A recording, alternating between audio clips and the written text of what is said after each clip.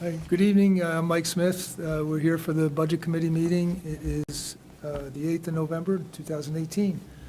We'll start with a roll call. Peter, can you start us, please? Peter Georgantis, Selectman's Rep. Dennis Lynch.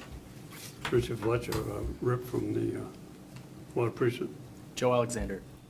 Mike Smith. Paul Reel. Eileen McNinney. Susanna Buzzell. Timothy Stetson. Richard Manzo. Jeff O'Brien. Jamel O'Brien, School Board Rep. Thank you very much. Next thing I don't think there's any other people for public comment. As I look, so we'll move on. Anybody have comments on the minutes? Hearing none. Motion to approve the minutes as presented. Second. All in favor? Aye. Done? I abstain, I wasn't. Your and Suzanne? Abstaining. Abstentions from, okay.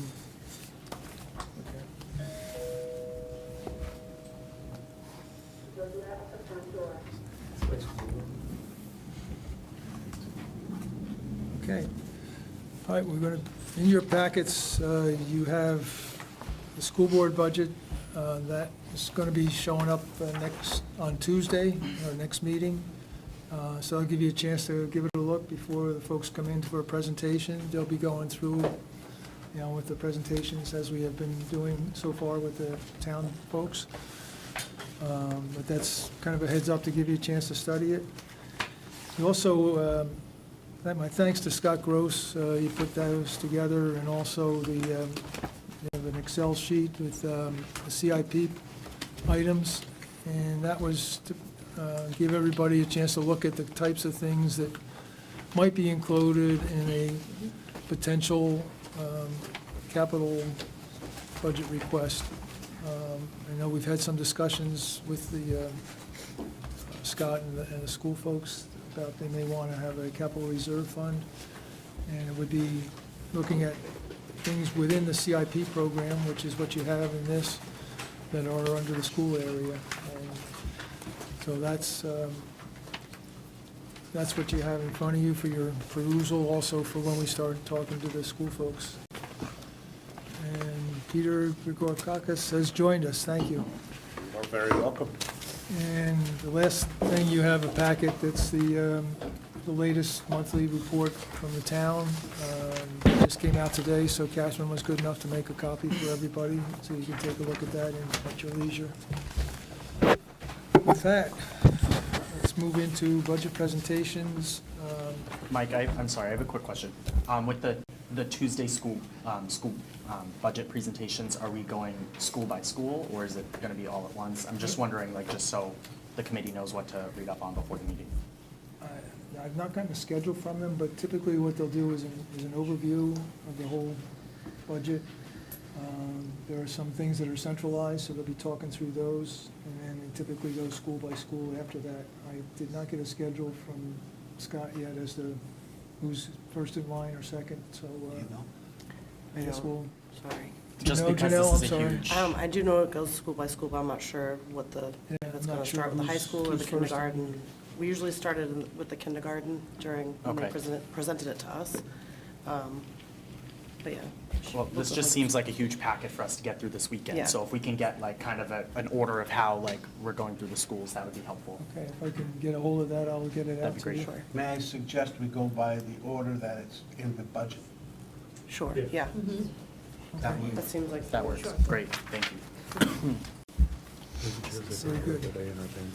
And I'm remiss in not kicking off the meeting by congratulating both Joe and Cole for their wins in the election this past week. So very good, and we're glad to have some representation in Concord with folks on the committee. Okay. I promised Tim Redmond we'd let him go first because he has a planning board meeting to get to. So Tim's doing the sewer budget. So if you would, Tim. Oh, sorry, Peter. Here, Peter. Here's the other two pieces. And an agenda, if you don't mind.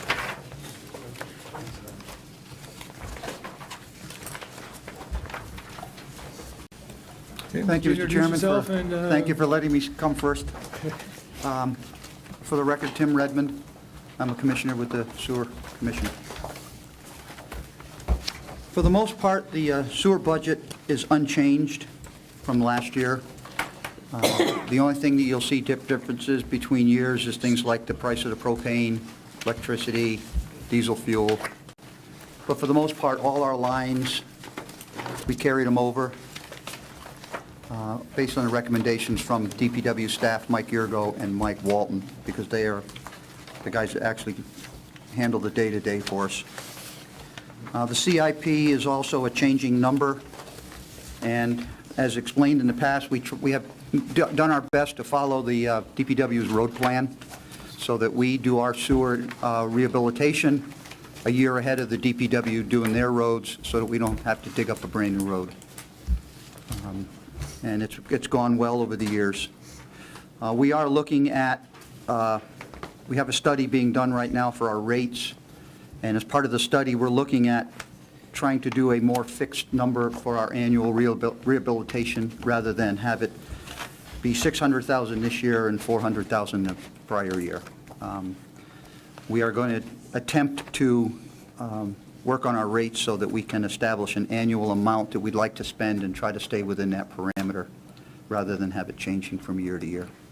Did you have any handouts? Well, I don't have a, I'm we don't, I don't either. confused, that I don't think we received that. I don't think we received any handouts or something.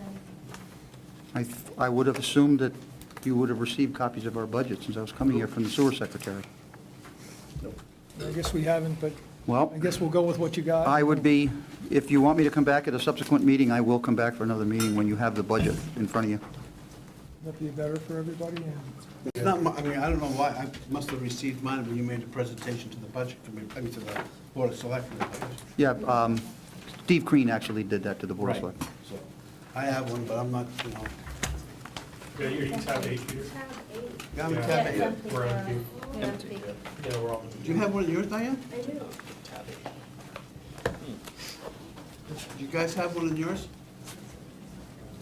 I just looked into that. Chief, do you have one of yours? Well, I don't think Tim can come, it's not a big deal, is it? It's basically, it's a one-page budget. Yeah, it's not And if much you'd there. like to wait, I can try to sit tight while the chief makes copies if you'd like to. That way I don't have to come back another meeting. That'd be better. Yeah, it would be All right, let's do that if you don't mind, Tim, and You have mine here, chief. Well, he'll do this one, Tim, the 3 pages. it's easier. Mine's a long. Same numbers on those though? Because it does look like a different. You mind if I just check it real quick? There's all the numbers on it. No, I was just saying it's the same. That's our worksheet.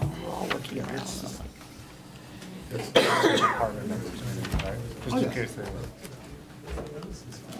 So this 2019 department. 49,675, 49,675. It should have been. You want this one here because it fits in the book.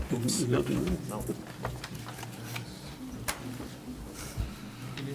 Well, if it's not part of our budget, but presentation for tonight, but in the past year, we've completed the rehabilitation project. We had a 350-odd thousand rehabilitation project in Pinardville.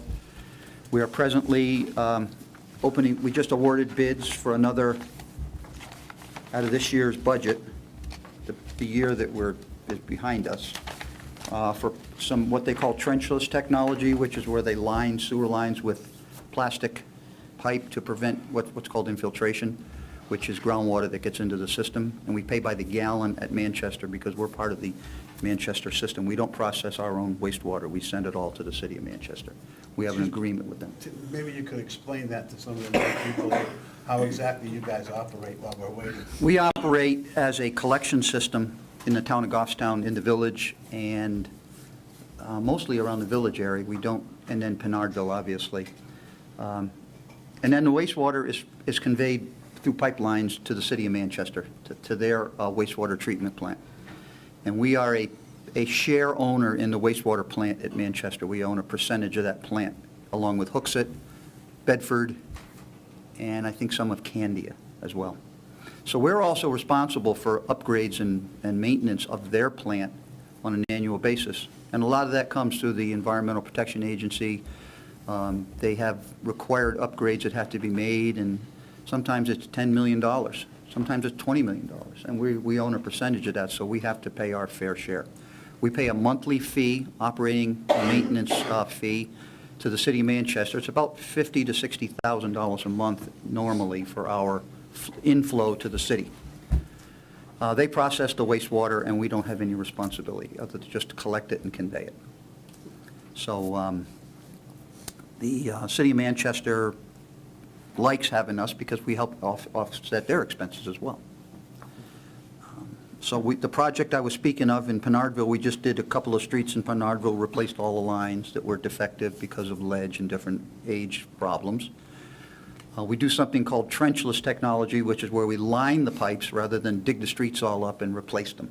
If the pipes are deemed structurally sound, we put a liner inside of them, and then another machine goes up the liner and cuts the holes for all the service connections for everyone's homes and businesses. We're also looking at about a $300,000 upgrade to the Elm Street pump station right now, which is just past the Maple Avenue School on the right. It's down in a little hole right there. That pump station is 50-some-odd years old. It's non-compliant with electrical and different safety concerns, so we're doing about a $300,000 upgrade. We're in the design. We just awarded a contract to Hoyle and Tanner, who's been our consulting engineer for years, and they're going to design an upgrade for us to make that compliant and also make it safe for Mike to go down there and work down there. You don't even... Is it unsafe? Well, the electrical panels are outdated, and by code requirements, the electrical panels do not meet the current codes.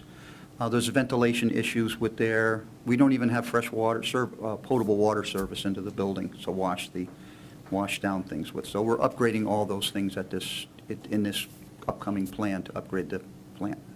We have Wasn't that in last year's budget? it was in the budget, and we didn't get it done. We didn't get the upgrade done. You encumbering the funds? We don't encumber like the town does. We have another process, and I Okay. can't tell you what it is. The So you finance, got it in this year's budget? yes, it's going to be Okay. in this year's budget. The finance director gave us some instructions on encumbering, and as an enterprise fund, it's different for us than it is for the town. Okay. But we did sign a contract for the design services as well. We own something like 5 pump stations in the town, so there's quite a bit of expense to maintaining and operating all the pump stations. If anybody has any questions, I'll make an attempt to answer them if I can. I know you don't have budget numbers to question, but just for general interest. Are there any active plans to expand sewer out into parts of the town? We do not actually expand sewer as a commission. We take care of the system that we have. We require that a developer or a contractor expand sewer if they want to get on the system to service any future projects. Right now on Daniel Plummer Road, where the old ice house is down in Pinardville, you notice that building is under renovation, the old Remax building. Well, they are going to extend the sewer up Daniel Plummer Road. I don't know how many feet exactly, but they want to have sewer service for that building because they're presently on a septic system.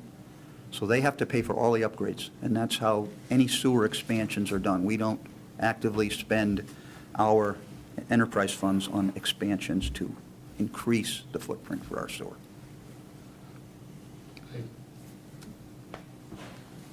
Are the rates that you get charged from Manchester fairly stable?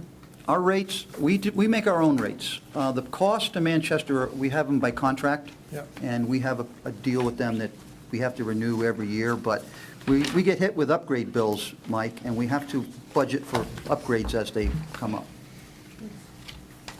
Our own rates are what we're studying right now. We're studying our own sewer rates to make sure that the rates we're collecting are in line with our expenses as well as our needs to keep our capital funds available for emergencies. Very good. Okay, we now have numbers in front of us. Anybody have questions on these, or? So as I said, the only numbers that increased from last year would be maintenance items like the cost of the propane for the generators, projected electric costs and electricity rates, diesel fuel for the equipment, as well as we also have a share of the VACON truck with DPW. We own a percentage of the truck, and we pay a percentage of the maintenance and repairs on that because we use it as well as Public Works does.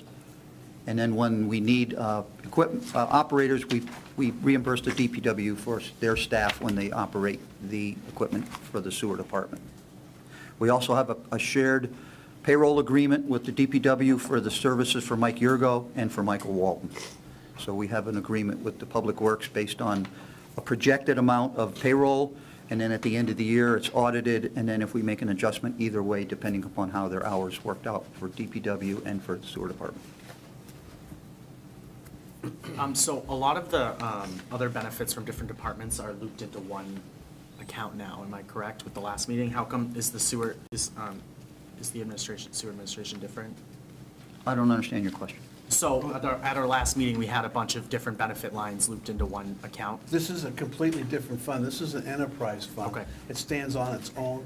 It's not actually wrapped into the town. They are their own department, their own budget, their own revenues, because they bill for that type of stuff. So it's called an enterprise fund, and we don't incorporate their expenses so much into our budget. Okay, thank you. So that Doesn't would impact the confuse them. tax rate. It's just Okay. Yeah, paid for by the all of people who our use it. funds do not depend on any taxpayer funds from the town of Goffstown. As an enterprise fund, we collect money from the users and from new hookup fees and different such, and everything that's supported by the sewer department is supported by the users. So we do not use any of Goffstown taxpayer funds for the town sewer department. And the Manchester O&M charges, that's just Manchester charging. That's our monthly charge for delivering wastewater to the city of Manchester, and then they process it and they charge us by the gallon. Did you mention a new staff person or something? No, we don't have any new people. We have a full-time secretary. Yep. And we have an agreement, once again, we have an agreement with the town where we share office space in the town office building. And if, in exchange for that, our sewer secretary assists at the building and different departments there at that station in that one office, so that when people are out to lunch or vacation time, our secretary helps out with them, and it's mutually beneficial to everyone. There's a $35,000 increase over your, actually, Where are we? so I'm looking at sewer operations. First line, Tim, it's budgeted in 2018 at 61,963. Yep. And this year, you've got it budgeted at 101,642. You actually spent more over budget so far as well for 2018. That is not, that couldn't possibly be, unless it's, I think that includes Mike Walton and Mike Yurgo's wages, because we get it back. Okay, here comes my help. So the payroll right here, what it was is we were under budgeting them in the sewer department and budgeting them more in Public Works, but we've been tracking actuals. So now it's the same personnel, which is essentially a person and a half that works the sewer department. There's 2 people, and they pretty much on average have been working 75% in the sewer department and 25% in the Public Works department. So now we've put in, we've budgeted now at this increase, but it's not, if you look at previous years, which I'll have on mine, the actual should be pretty high. So should I see a dollar for dollar reduction on the DPW side? Yes, yeah, we've shifted, We were at 50/50 prior, weren't we? yes, so now there'll be a decrease on my side by a little bit and an increase on his side, but it's the same personnel, it's just they've been broken down differently. I've always, Yeah, same. I always Yeah. just want to make sure, so the ratio's changing. So what was the Yep. ratio before and what is it now? It was either 50/50 or 60/40, and now it's 75/25, because we were seeing that their actual time in sewer was more than we were budgeting. Yeah, I And think, the sewer Including some department. sewer projects, too. There's been a lot of big sewer projects, yeah. and Mike does a lot of overtime inspecting the contractors that are working, and sometimes they work till 6 or 7 o'clock at night, and Mike has to stay there to be sure that the work is done correctly. And then we have call-outs, nighttime call-outs, services that are clogged or lines that are clogged, and the guys have to go out and take care of it, so we don't really know what's going to happen until we have the emergency. I have a little more detail, I think, in my book, too. if I you think need we more. were at 50/50, if my memory serves, in the past years, and this year with DPW's request to change it to 75/25, that's why you see the increase in our line. So it was maybe 50/50? I think we were at 50/50 in prior years. I'm fairly certain of that. I can't be... Whenever you guys figure it out, if you could just let Mike know, just so I can kind of get an idea of how much the shift is actually. Well, Megan's going to give you... I think Meg's going to give a more complete accounting of that when she does her budget as well. So that would be the same thing for sewer administration as well? No, administration is No, that's about ours. the same. That's our secretary. She's That's just, the same.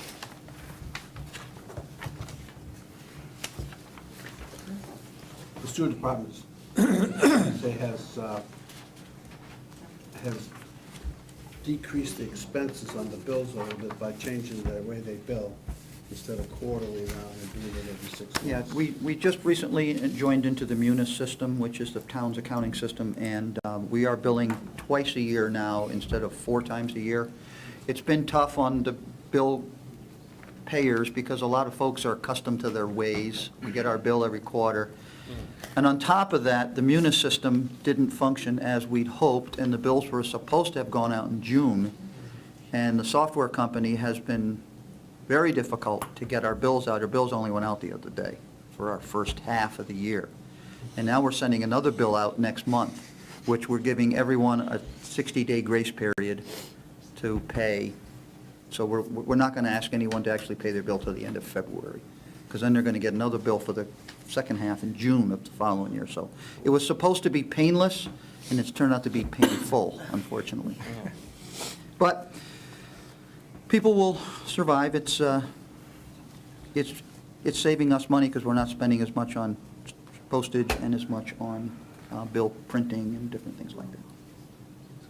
So, Do you have to tap into any type of fund during that time? Is it costing you in that sense? no, we haven't, we're it's about $700,000 late collecting for our sewer bills at this point, but we have a reserve account which we save for emergencies, and we have been taking a little out of that to keep our bills paid, and we'll return that money back to the funds when to the reserve accounts when the time comes. Okay.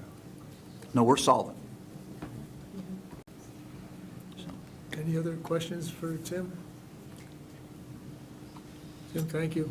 Appreciate it. Sorry for the confusion with you guys not having your sheets, but No, it's, all's well that ends well. I'll ask our secretary about that when I see it. Thank you all for letting me get up here early. You bet. Thank you, Tim. Diane, do you want to go next? Seems like you probably have the shorter one than Megan does, so.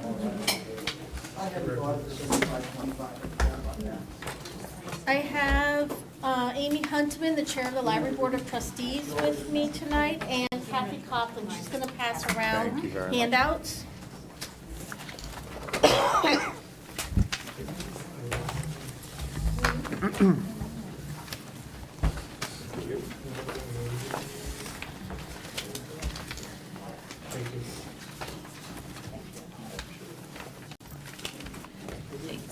More coming. Don't worry. Yes, we are in tab 6 again this year. I know. After all these years, I have my own dedicated tab. It's great. You're moving up. I know.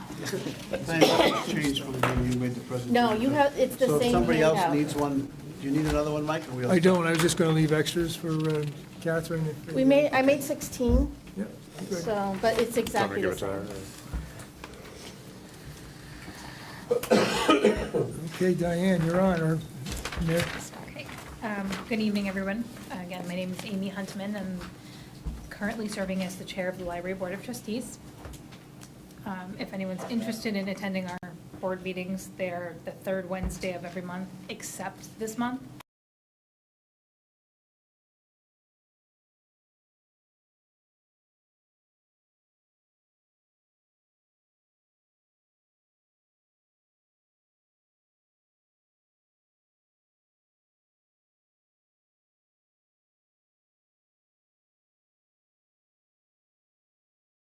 Courses, including genealogy, language learning, and universal classroom, and 17.35% for downloadables, which include ebooks, audiobooks, magazines, movies, newspapers, music, all borrowed online. And these percentages are based on the numbers, our numbers through August of this year, so it's consistent with the presentation for the Board of Selectmen. The trustees were busy this summer promoting the library and our library survey. We were at Old Home Day and National Night Out, and just around town talking to everybody. We closed our 3-month-long survey on September 1st, and we had 554 responses, we're really pleased with that. We recently submitted a warrant article for inclusion on the March ballot. The article would allow the trustees to spend $80,000 of privately held library funds for a feasibility study of our building, because it's over 100 years old, and conceptual architectural plans and estimates for an addition to the existing building. And the article would have no impact on the tax rate, because that's money that we already have in our account. Because the library trustees have separate accounts too, besides the budget. The size of the library building really limits the amount of materials and the number of participants that we can have in our programs when we offer programs on site. And the challenge of off-site programming is keeping the library staffed, because it's 3 levels and 2 people need to be away from the library when we have off-site programming. We expand our material offerings with our online services and our membership in the GMILKS Consortium.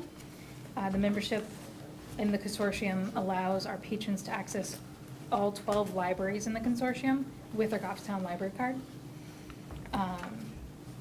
And we also partner with town departments, boards, and community organizations to offer more programming outside the confines of the library, like the summer concert series at the local parks with Parks and Rec, programs about nutrition at Hannaford, and we partner with the Lions Club for Candidates Night. And we're really thankful for all of the departments and community organizations that work with us that let us provide our patrons with more quality programming. Another thing that we offer is reduced admission museum passes and New Hampshire State Park passes, which are new to us. Those are offered through the generosity of the Friends of the Goffstown Public Library. And the Friends work hard all year raising money to provide us with passes and funding for some of our programs. That allows us to offer more without impacting our budget. And the Friends are always looking for new members and volunteers, and they're hosting their annual Once Upon a Pie baking competition and auction on November 11th at Star. 17th. Yeah, I said that earlier today too, sorry. November 17th at Stark Hall at 6:30. There really is something for everybody at the library. In addition to traditional books and everything and online materials, we offer programs and events for all ages. Our programs and events calendar is available online at goffstownlibrary.com.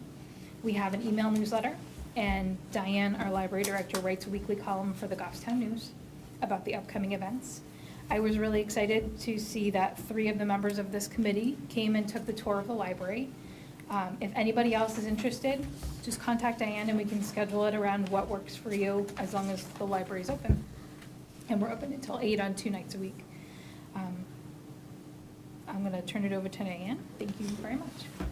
Did you want to mention graphs? Oh, yeah, we also have in the packets that were handed out were graphs and charts with other statistics and numbers that are just for you guys to take a look at when you have time, yeah. Can I ask a question? The draft of warrant article, 80,000, that was 100,000 last year when the proposed it. Why did it go down this year? Okay, the number 80,000 is based on research that we did. We talked to the fire chief and the police chief to get real numbers on what they did for a feasibility study and for the expansion of the building that we're in tonight. And those numbers came in and it came out to be 73, 75-ish, and without the age of our building, we said 80,000 should cover it. So you're saving the percent. Well, we hope. Thank you. I'll be working off the pink handout, and I'll just, if you're open to it, I'll just talk about the lines that have changed for 2019. The 2019 budget request as approved by the Library Board of Trustees is $680,356. This is an increase of 1.01% from 2018, or $6,785. All library personnel were plotted on the new pay matrix as of July 1st, 2018, and with the 2019 library budget, any step increases will be based on performance. There's no money budgeted for merit, and no COLA has been budgeted for 2019. Some of the lines that have changed, the personnel lines have changed. The first one for regular wages full-time, we did add 15 additional staff hours so that we could move a part-time person to a full-time position. And so that decision affected both the full-time wage line and the part-time because the change happens on July 1st as we've budgeted it. For the merit pay line, as I said, that has been zeroed out in our budget so that $3,000 is not in the 2019 budget, although you'll see it in the 2018. Longevity pay has been adjusted based on personnel, and that has been reduced by about $1,400 because we had a long-time employee retire in 2018. On the second page, for the supply lines, those are lines 47110 and 47120.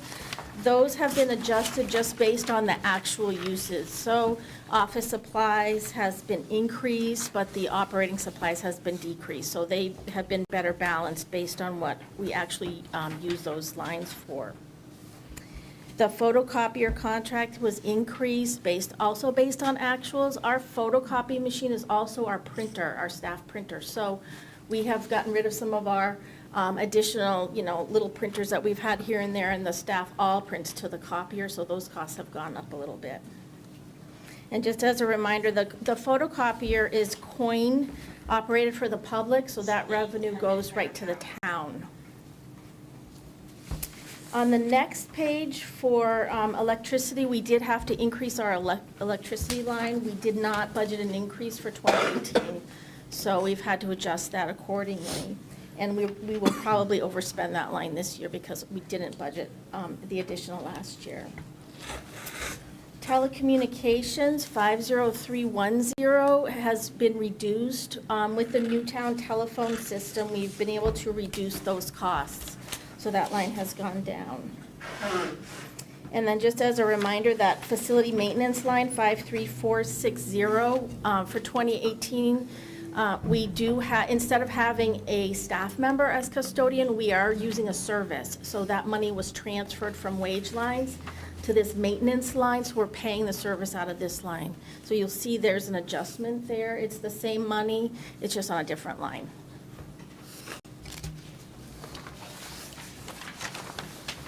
Any questions that I can answer for you?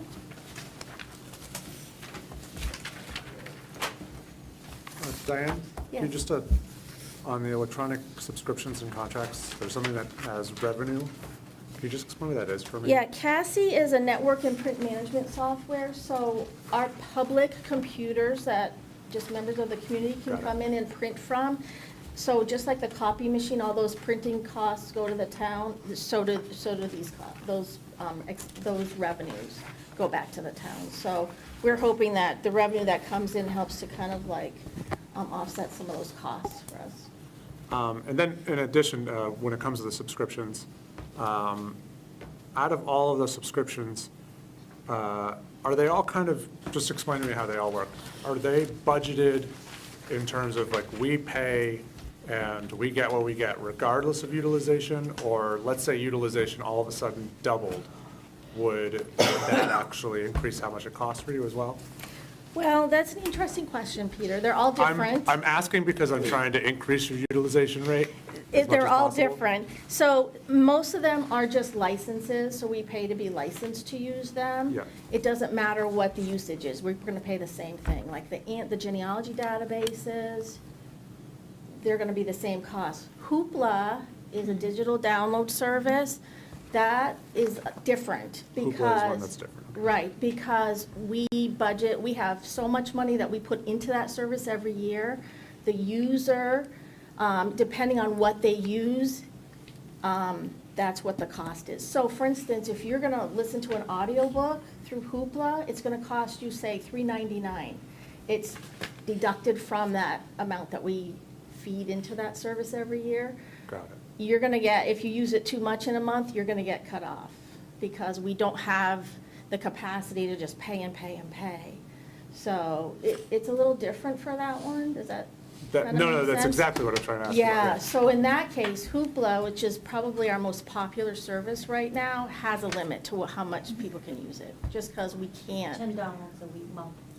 It's 8, but thank you, 8, Susanna. Yes, 8 per library Where card. are you getting those extra 2 so- downloads? Okay, they cut me off in that case. I see. So they're Is that a different. budget committee only? They're different.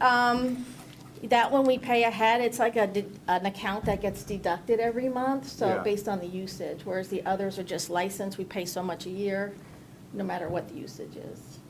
I don't like leaving money on the table, so that's why I'm asking about that. Well, I do have to tell you that every year, we take a look at all our offerings. If they don't meet a threshold of usage, we're not gonna pay for them anymore. We just stopped our subscription to Instant Flix, which is independent films digitally delivered to you, and we didn't think the usage was what we wanted to pay for, and so that's gone. So we're always evaluating, because I don't want to waste money either, and I'd rather put it into those services that people want, Right. so. Good. Any other questions? Diane, is there a transition from like, you know, like print to more multimedia services in the library? I just see like a lot, like books are budgeted the same, but, you know, going to the electronic subscriptions and Yeah. contract, there's no like increase there. I mean, we see a 21st century world having more like multimedia. Exactly. We're in an interesting position right now because we can't buy as much physical stuff as our community wants. So, for instance, we're spending this pool of money for audio, physical audio, like CDs, but the highest use of our digital services is also audio. And even though our circulation is dropping with our physical materials, we can't stop spending the same amount of money because of those heavy users who are now saying, how come you're not spending as much? And I'm like, we still spend the same amount. We just can't keep up. So we are seeing some decreases in circulation, but we're not at the point yet. It's Okay. really a tough situation to be in. Thank you. Okay. Other questions? Thank you, Diane. Thank you, All right, Amy. thanks very much. Appreciate it. Let me know if you want to come meet with me. Yeah, just give her a call at the library.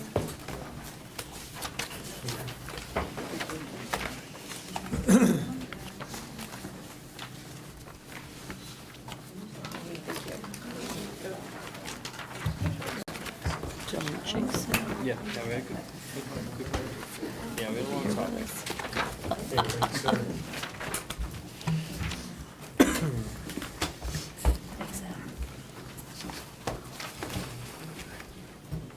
Thanks, Adam.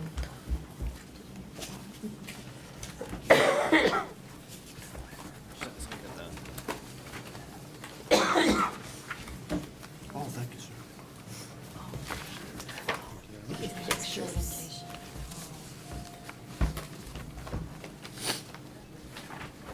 Very good. So for those of you sitting back to the wall, we've got it flashed up there for you. It's up to you. You have everything in front of you too, so. We all set? All set? Go ahead, Megan. Good evening, I'm Megan Terrio, the DPW Director, for those of you that I have not met. So tonight I'm proposing our 2019 budget. Just to go over a couple accomplishments from our department. We completed about 6% of the road network this year with the road plan funding. We paved Page Hill Road from Stinson to Locust with the shim and overlay. We did a Band-Aid shim on Normand Road, which is in dire need of complete rebuild, but it's far out there, so we put a layer of pavement on, so it's more maintainable and reasonable, since that's a collector road. We try and keep them in decent shape. St. A's Drive, we also did a shim and overlay on that. We did a full drainage reclaim and pave on the second half of Stinson Road. The previous half was done the previous year, so the whole road has been rebuilt now. We still have to do a culvert project. We had to go through permitting. So at the bottom of Stinson near the Beaver Dam, there's a large box culvert. That's budgeted in this year's CIP money. That's being done in-house. We've already purchased the culvert. We have it. We're going to install it over the winter. So we have a valid permit now, and we're going to be putting that in, and we'll just have to rebase over the top of that, and then get the guardrail in, and then that whole road will be done. The village rebuild project, this year we top coated Main Street, we finished all the streetscape, the trees and everything down there, and the lights. North Mass, we got the drainage done, reclaimed, paved. We have a mile of sidewalk out there, we're paving the first half of it tomorrow, hopefully, and then we're gonna be working on the other side. We did one side at a time over there, just with the weather, just trying to make sure we could button up one side before we tackled the other side. Other accomplishments, the West Lawn Cemetery, so that's been a CIP phase project over several years, and we had the final phase of it with CIP funding. All that's left is some more trees, which we have encumbered into a contract with the person who built, in the middle is a cremation garden, it's gonna be a cremation garden, so if you went there, this is across from the regular West Lawn Cemetery, there's a little pathway in there, and we're gonna be building a nice perennial garden in the center, and there's a few more trees going in next year, so that's been encumbered. It was just late in the season for him to be able to install, and we were, the trustees and I were just watching to see how our spending was before we did all the trees. We kind of did the priority ones first, and then when we had enough money, we went back to the same contractor and encumbered the rest to do the remaining trees. So this is now open for lot purchase. We closed out over 1,000 work orders. That's between the highway department and the engineering department.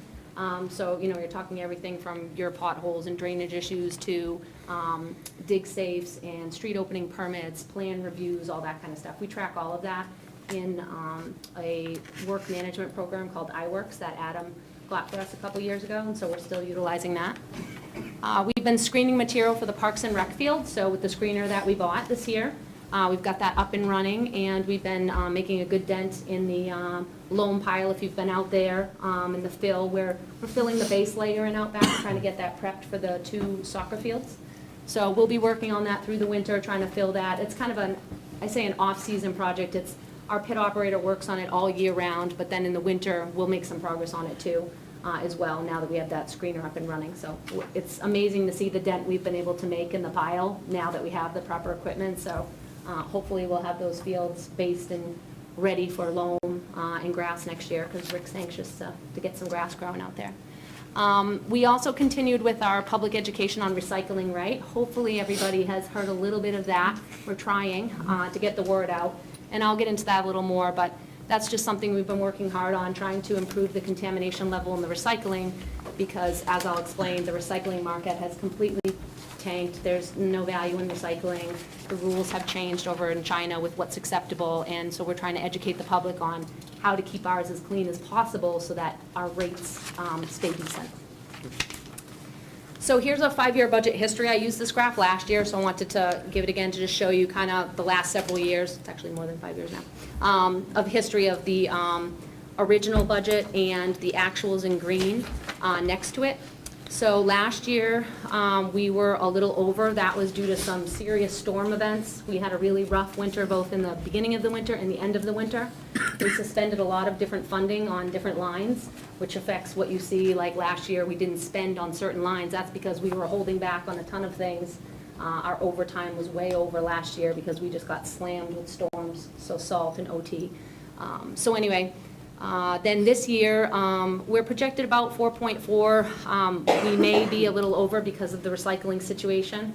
I've been in front of the board numerous times about that. We actually held back on a couple CIP vehicle purchases in anticipation for how bad it was. So we're keeping a close eye on that, and I'll be back with them, you know, if we think we could purchase one of the vehicles or not. But I'm projecting at least the 4.4. I do not think we'll be under at all. This year, my projected budget is 4.7 million and change, and I'll get into that after. So here's the division breakdown. So we have 4 departments, and actually, I'm just wondering why solid waste didn't show up, got covered, sorry. So we got solid waste is 25% of our budget, fleet maintenance is 11%, and our fleet mechanics, we have a mechanic foreman and 2 mechanics, and they take care of the entire town's fleet. So PD, fire, they do, and our own, okay? The cemetery budget is only 3%, and then the highway budget is 61%. And of that budget, 52% is personnel, and then 48% is your operating costs. So budget summary by department. So this just gives you a quick last year's budget, this year's budget to next year's budget, and it shows the increase between the two lines and gives you a summary of how many lines increased. We had a total of 44 increased lines, 20 decreased, and 38 level funded lines. My budget increase is 7.5%, of which half is the recycling situation, which we'll get into. That didn't go, oh yeah, there we go. So budget summary increases. So what I did was I summarized the biggest increases to kind of pull out the ones that the biggest hit. So the recycling market, you can see, is 57% of my increase this year. So my total increase from last year is $328,000. Of that, $176,000 is just the recycling situation. It's the increase in the tipping fees for both our solid waste and our single stream. The next biggest one down there is the resurfacing and sidewalk lines at $57,000. We've had, that line has been the same budget for about 3 years, yet the asphalt prices have gone up 25% in 2 years. So we needed to adjust that line because, again, we're definitely falling behind in keeping up with the pavement unless we increase the money to keep up with the increased costs. The third biggest line down there is gasoline and diesel increases at $38,000. We had quite a spike in the gas and diesel prices. I want to say 16% maybe gas and 30% in diesel. It's pretty significant. That's based on a 5-year average usage of gasoline. And then there's the other ones, which, again, I can come back to this and get into more details with you, but this is a summary for you of some of the biggest increases in our department. So since this is the biggest one, I just wanted to give you a chart to just show you kind of a picture for the recycle market history. So back in 2010, anything under the green line, we were in a profit situation. So we were getting a rebate on the single stream recycling that we were bringing to Charlestown. So we made a profit for 3 years, and we zeroed out for a year, and then we started paying a little bit, then it jumped up, and then a little bit. But then literally in this year, after we had already set our budget for this year, mind you, we found out, I think maybe I don't know if it was January, the word was coming out that things were changing, and nobody was ready for this. I mean, every municipality is in our situation. The ones that are doing a little better are the ones who separate all of their stuff. And that's because when you separate everything, it has more value because it's clean, and you can find end users who want the clean stuff. The towns who are in single stream have all been hit equally terribly hard. I'm sure you've seen some articles. Some towns are sending everything to an incinerator. Some towns stopped glass. You know, everyone's trying to scramble and make these changes. And so I've been sitting with the board, and we've been talking about what to do, and we're trying not to, be too reactive but make good decisions. And I think we've done a good job with what we've done. We haven't, we don't want to change anything too drastically for the residents because it's hard to learn the new rules. So we're just trying to tighten down on what's allowed, but we're still trying to move forward with the single stream recycling program. So this year we averaged about, our rates range from $30 a ton to $75 a ton this year alone. So huge range. We're anticipating $85 a ton next year. That is based on recommendations from the NRRA, which is a group that we're a part of, the Northeast Resource Recovery Association. They help towns with all of their recycling, with everything from light bulbs, household hazardous waste, everything. So they're a resource for us. And I've talked to them quite a bit. They've come and helped us do auditing of our own single stream to see how we're doing. They think we're doing very well. They think it looks clean and it's good. But they told me to, even with the clean stuff we have, to anticipate $85 a ton next year. They said some towns are already up at $100 a ton, and those towns might even go to $120 a ton next year. Now, we do our own transportation, so that helps us a little too. We haul our own stuff, both the trash and the single stream. But you can see it's a huge spike. And right now, there's no light at the end of the tunnel. I think some of the stuff I've read says it's a very long tunnel on a slow-moving train. But the hope is that there will be new end markets for this material, and things will improve. But because of all the restrictions in China, in the contamination rates that they're allowing, it's just increased the prices for everybody. So, any questions on that specifically? So what about Yeah, the? lots. Oh, Sorry, go ahead. no. Yeah. Go Uh, ahead. What about the rate of actual recycling material that you're receiving? Is that changing a lot? The rate, you mean the percentage of how much is recycled versus in trash? I don't even mean percentage, I mean specifically, like how much, are you getting more or less? No, it's about the same. We, off the top of my head, Is there a trend that's, there's a trend. It's about 75% trash, 25% recycling in our waste stream here. And off the top of my head, I want to say like 5,200 tons of, well, I have it, I can tell you, because it's in my budget detail. How many tons you mean, or? It's a yeah, I'm 75, just wondering if 25 it's split. trending upwards in like, in terms of the material that you're receiving, yeah. No, the tonnage is about the same in the town. We're not seeing a spike in tonnage of waste being generated. Gotcha. There's not a spike. It's just that with the restrictions now, you're not gonna see recycling go up, you're gonna see it go down a little. So in years past, we were up at, let's say, 30, maybe our highest was 30%. We're down at like 24, maybe even, and that's because less is allowed in the recycling. Things like orange juice cartons and milk cartons and all that, those things are not allowed in the recycling now. So now they have to go in the green bin. So, but the total number of tonnage is the same, it's just the ratio's changing a little. Does that answer that? Yeah, it does. Okay. What do we pay for garbage? Like, what's that? Garbage is $53.66, I believe, right now. Does that go up to? That goes up, we have a contract, so we have a 7-year contract, can't remember what year we're in, but we have a 7-year contract on trash, and we had a 3-year contract on recycling. So we're at about, like I said, 53 or 56 on the, on the trash. So it is a little more right now, but the transportation to the trash is longer, so there's more cost in transportation than there is down to Charlestown. So it has varied, like I said, it has varied throughout the year. Right now, like I said, it's at, I could pull up my numbers on it in here, but. I was just curious what the rate is. Yeah, we have hovered around that, it's not like it's a huge savings, you know what I mean? We were below, and then we went above for a month, and then we went down below it. It's very volatile, the rate is very volatile. So I think the average rate for the whole year so far was $60 a ton.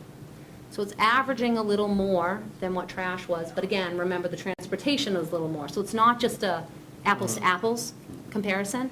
And it's all, the other reason it's not apples to apples is you couldn't just say, hey, Casella, can we send it all there for the same rate? The landfill space is so valuable now because landfills are getting, you hear stuff about that, there's little landfill space. So they're not just gonna say, yeah, sure, send it all there, you know what I mean? You would pay a premium to do that.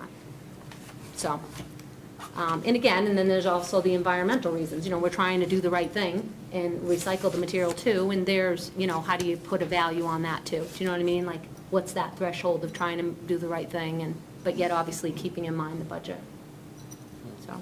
And there's been a lot of people that said they're willing to pay more to recycle. They figure it's better for the environment, so. And then there's those that would say no, but, Yeah. in all good conscience, you probably want to think of the environment and recycle as much as we can. Well, if And it's that's not your why- conscience, your wallet will at least say so, right? You know what? In the sense that we do the better thing for our budget as well, but. Yes, and again, like I said, it's not just it's a numbers, and it's not just it's an environment thing, it's both. It's finding that balance, and I've been to the board numerous times, they're fully aware of the situation. Yeah. I've been giving them updates, and, if there was a spike and the spike stayed, then we'd discuss those things again. But the spike that went above trash was very short, so we didn't make a drastic decision. We said, let's wait, let's see, and then before you knew it, it dropped back down. So that's why, you don't want to be too reactive. So, Megan, Yeah.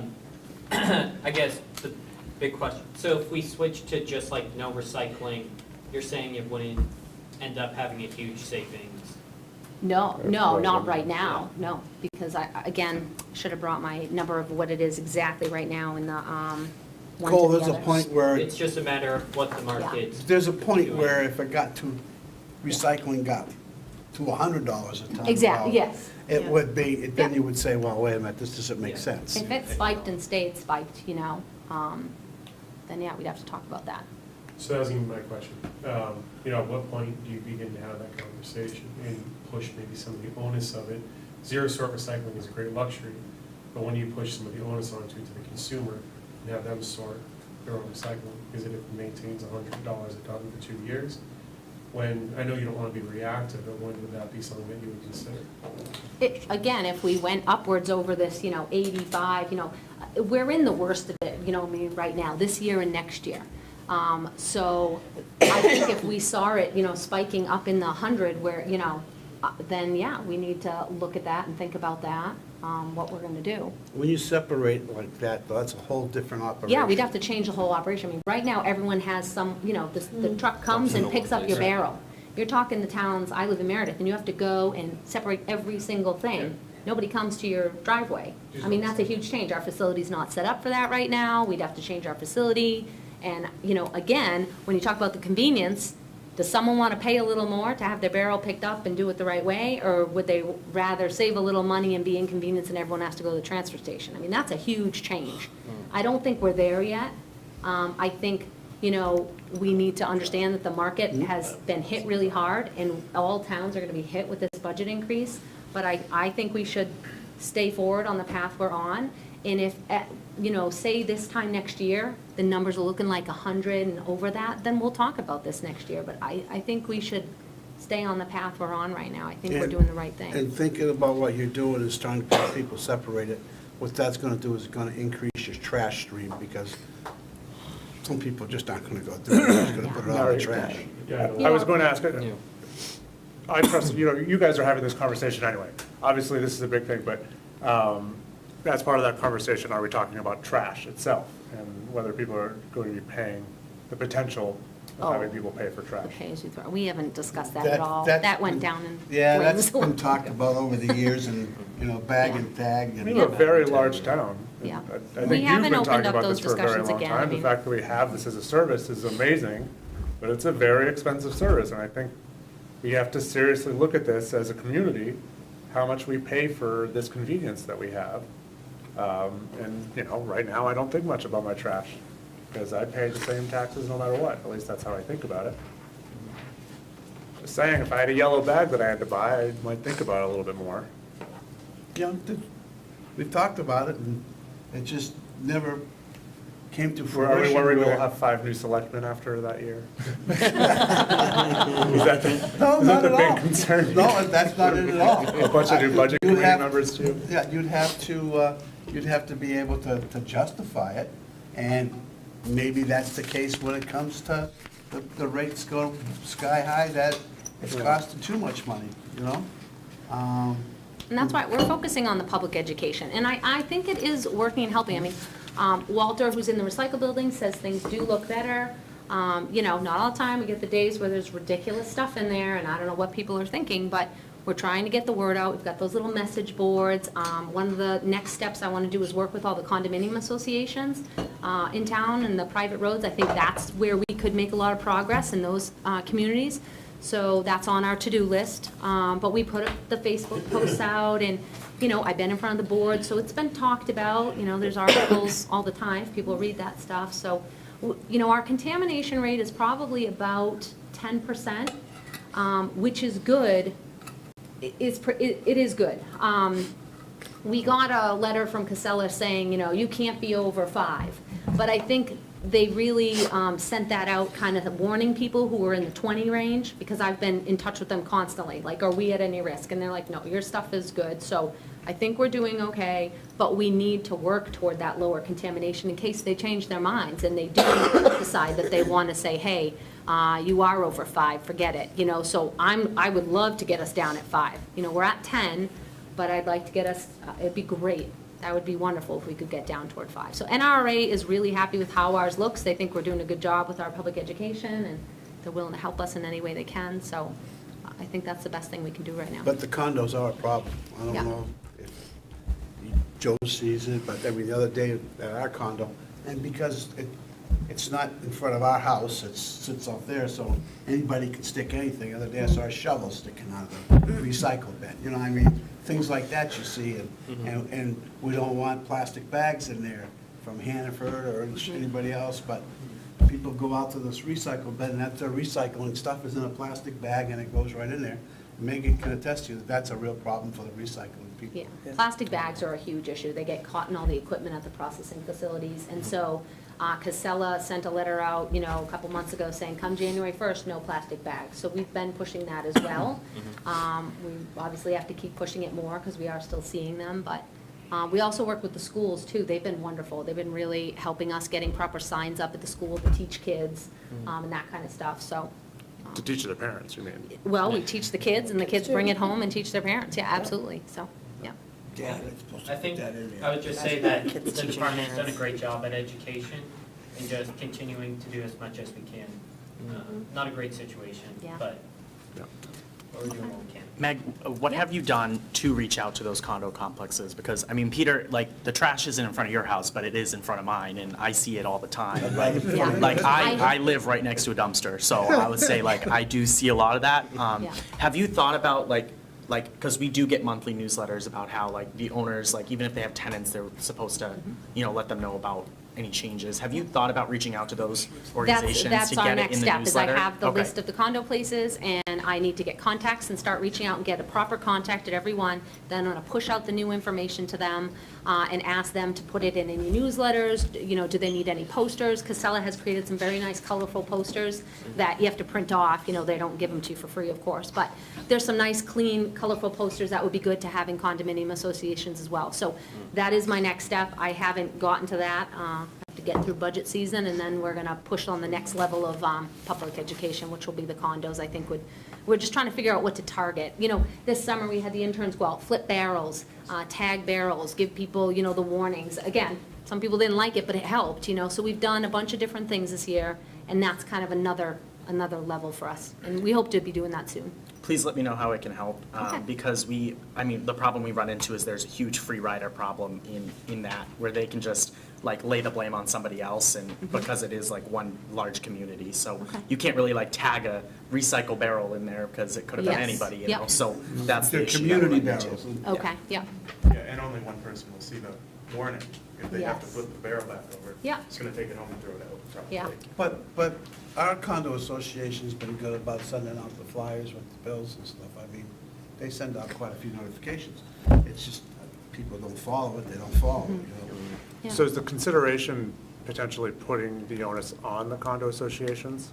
And It's actually saying, working hey, with you them. guys are. Well, we want to work with them right now. We want to give them the information, help them spread it in any way they can, and then we would go to a level of inspecting the barrels at a condo specifically, counting how many are contaminated, maybe something like that. But the first step is get the information to them, see if it makes any change, and then we worry about an enforcement level of some kind and how we would handle that. But you got to Yeah, get the you're information taking it step to by them. step. Yep. If we have an enforcement level on the condo associations, we need to have an enforcement level on everybody, We not do have an just, enforcement level right. already on the public ones, so when you tag them with an orange label, their recycling does not get picked up. And of course, they immediately call and say, what happened? And we say, well, we flipped open and looked in and you had this, and it's marked on their bin. So we work with them and explain why what they put in there wasn't recyclable, and they learn quickly, because not having your barrel picked up in a week is very inconvenient. So that was, that was successful, I think, doing those, tagging those barrels. You get a phone call right away, because they want to know why. They read their tag and they call you. Okay. So, Joe, it's not gonna help us out here, because they're just gonna put it in the dumpster. Yeah, then, I mean, and then say, again, say you tag someone and it's a repeat offender, our rules, the solid waste ordinance is written that I believe you can take away their barrel completely, and they have to go to the transfer station until they agree to follow the rules properly. Maybe that's what you need to do in the condos. Yeah, and again, we take gotta away your push the barrels info out altogether. first, I think, but yeah, the enforcement will be But next. it doesn't. the dumpster's just gonna fill up, it's not, Get rid of the dumpster, that's it. But that's- get rid of all, that get rid of the dumpster. No trash. You guys are a big I would love family over that. there. You guys have to figure it You out. wouldn't have to look at a dumpster all day. when it Oh, it's right was- out front of my house. When it was positive revenue, it was good for the town. Yeah, it was great. I am that neighbor that would say Barrels. something. Yeah. Right. So, You can't say, okay, it's costing us now, we're taking them away, and then Right. eventually it goes back down and we're getting money. Oh, we want you guys to do this again. That ain't gonna happen. Yeah.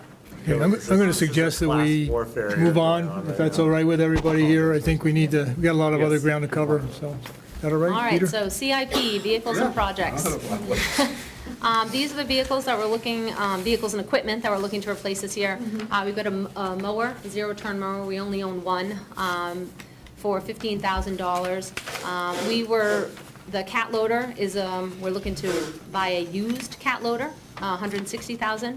We have 2 6-wheel dump trucks at $186 each, and then we have 6 mobile lifts that we're looking to replace for $70,000. So that's a total of $617,000 in the vehicles and equipment line. So for project funding, these are the major projects. The road plan, obviously, is the biggest one at $1.275. Bridges, we have 2 bridges slated for next year. Henry Bridge Road design, that, I'll get into that next, and then Merrill Road as well.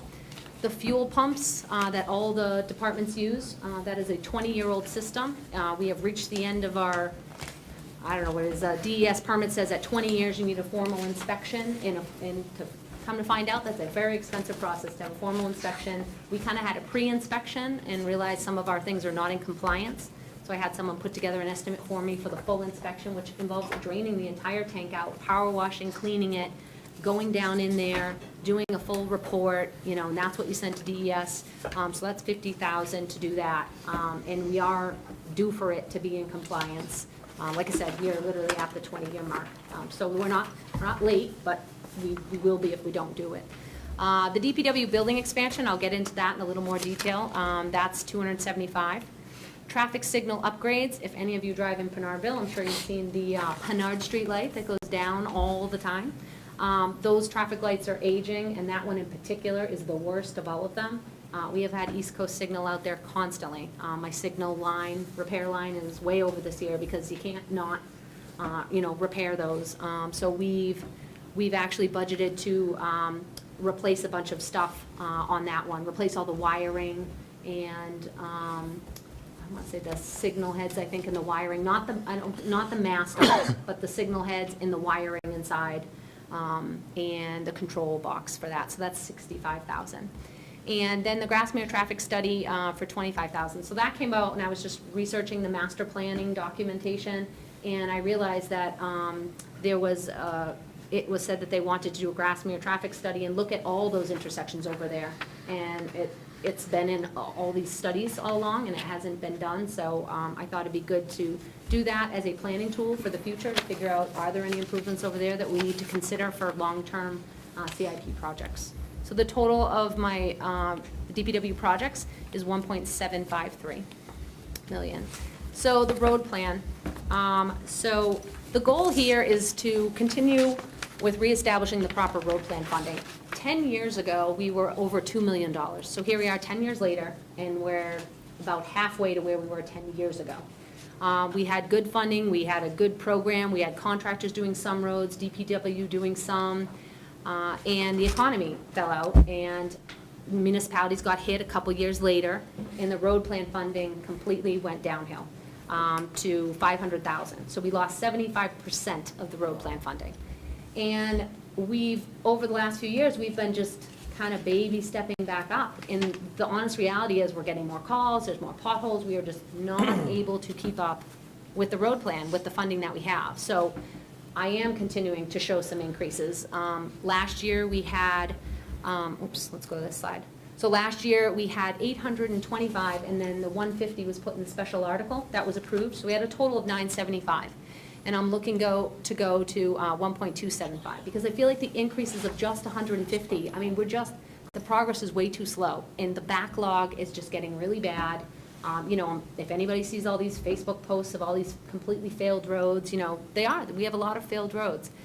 And the funding we have, we tend to focus on those collector major roads, Shirley, East Dunbarton, Blackbrook, Norman, North Mass, Maine, all your main feeder roads is where a lot of the money goes, because that's where the best bang for the buck is. That's where, the most commuters are and the most residents are, most people are benefiting from those roads.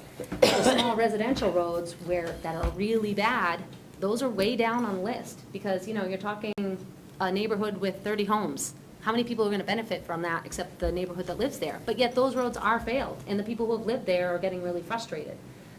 So I really think we need to, this is, you know, to me, the most important CIP project. It's important, we need to work to keep reestablishing this. I'm not gonna come forward and say, hey, I want 2 million, you know, I know that's not realistic, but I'm letting you know that I do plan to keep increasing this every year. We've gotta get back to a healthy road plan fund, or our roads are gonna start, you know, tanking. And, you know, we wanna take the roads that we invested the money in, those ones we've already rebuilt, and we've gotta pave them again after about 10 years. Otherwise, they're gonna fail, and then, you know, you wasted your investment in it in the first place, so.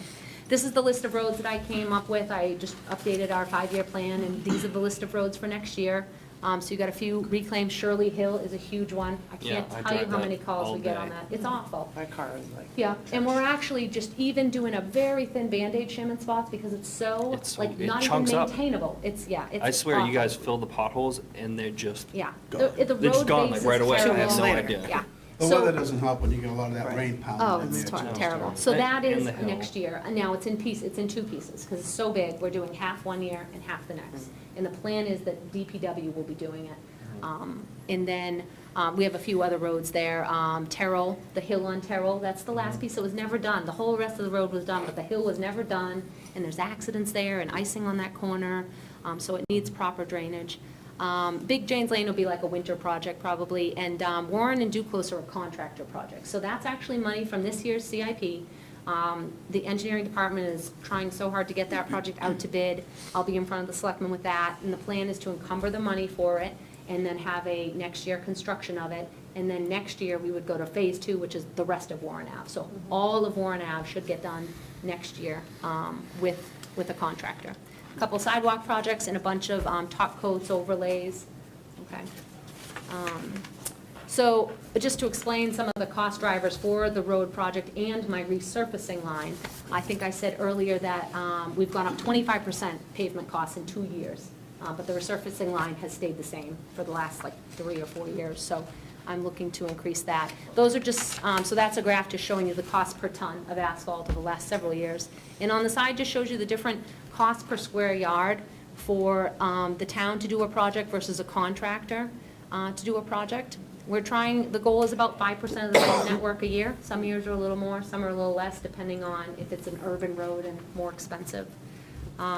So to give you an idea, an in-house project, it costs us about $400,000 to $600,000 for 1 mile of road to completely rebuild it. And if a contractor was doing it, you're talking $1 million and over for a contractor to do it. And those are out-of-pocket costs. All right? So Henry Bridge Road, this was one of the other CIP projects that I told you about. We are now on the red list for this bridge.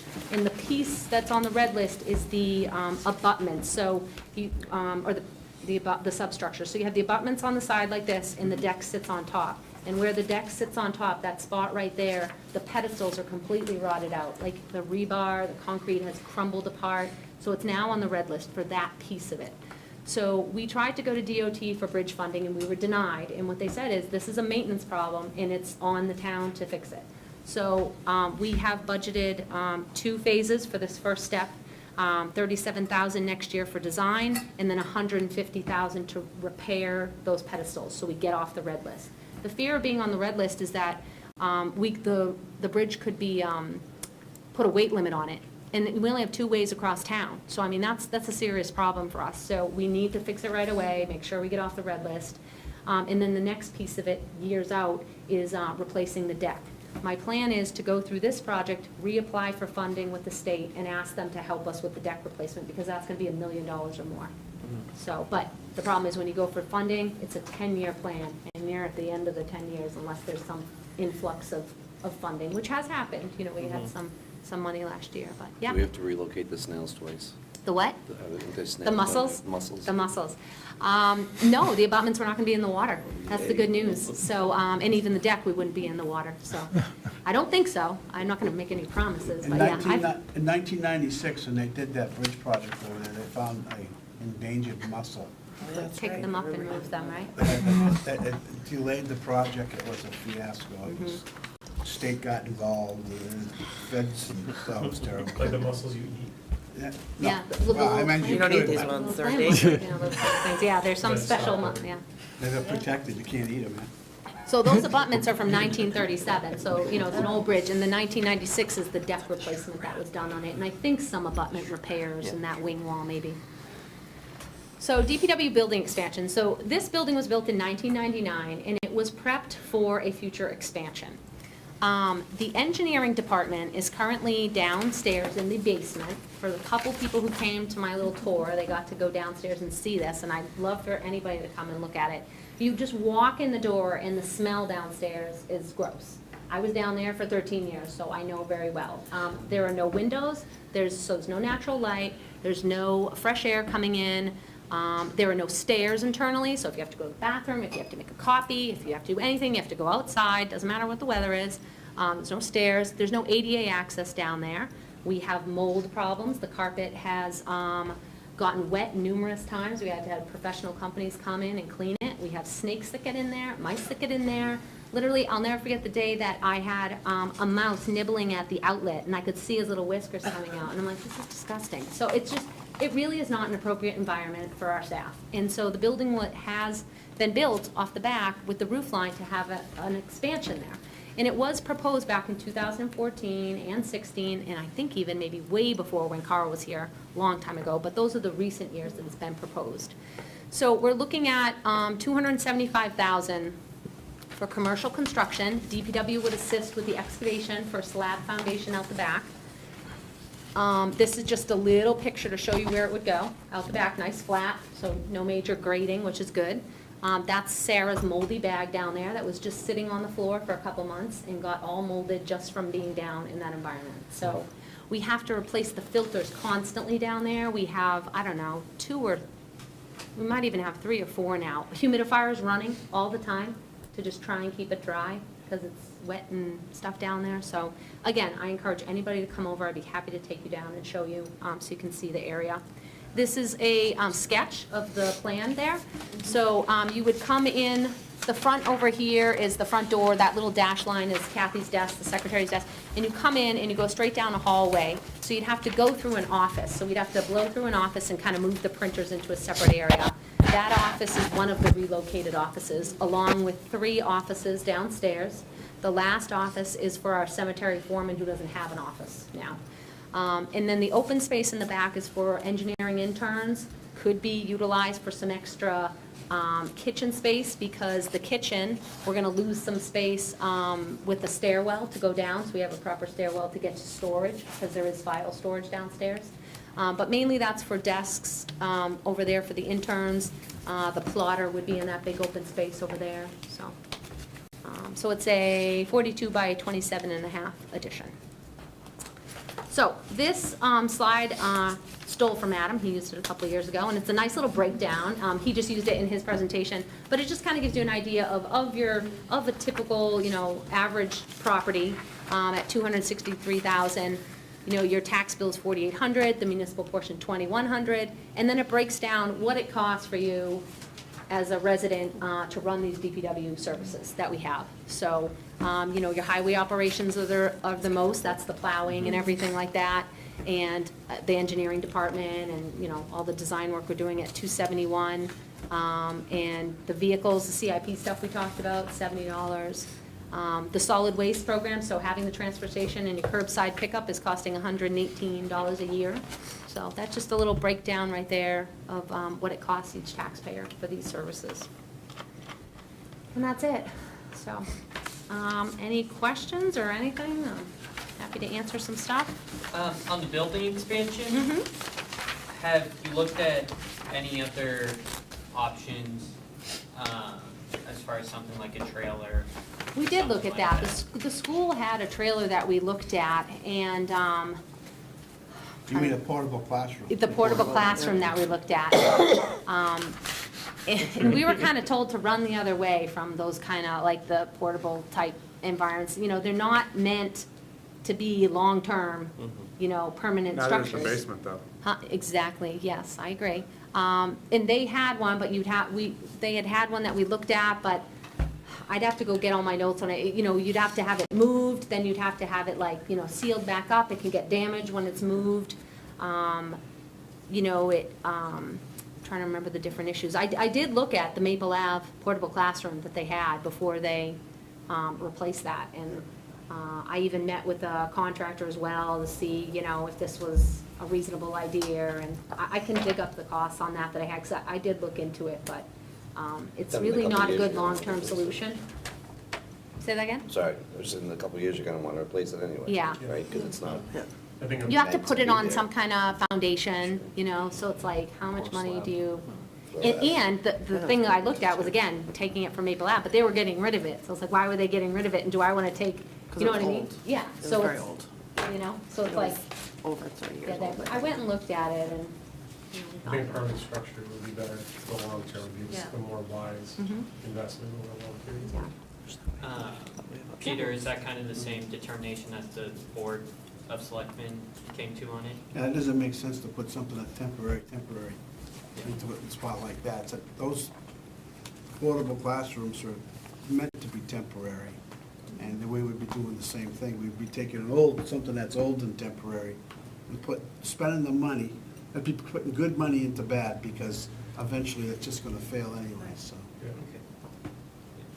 I would just say, as far as our CIP, I know that the price tag probably seems like a lot, but if you look at the matrix that the committee developed, pushing some of this stuff out really isn't going to do us many favors. It's all pretty much put there for a reason. How we move forward as a committee with that is to be determined, but that's my thoughts on it. I mean, this building expansion, I've been in that basement for a couple tours now. I don't think it's a great or healthy work environment. I'm glad to see you bring this up, and I think it's something that the committee should be focused on moving forward. Meg, what do we see for savings if we did end up doing a portable classroom? Like how much, like if we instead, like if we pushed this project off a couple of years and did the portable classroom idea, like would we save a lot this year? Like how much would it cost to I don't substitute have the numbers. addition? Again, Okay. all I did was look at one from Maple Ave that they were looking to get rid of. I didn't price out new portables.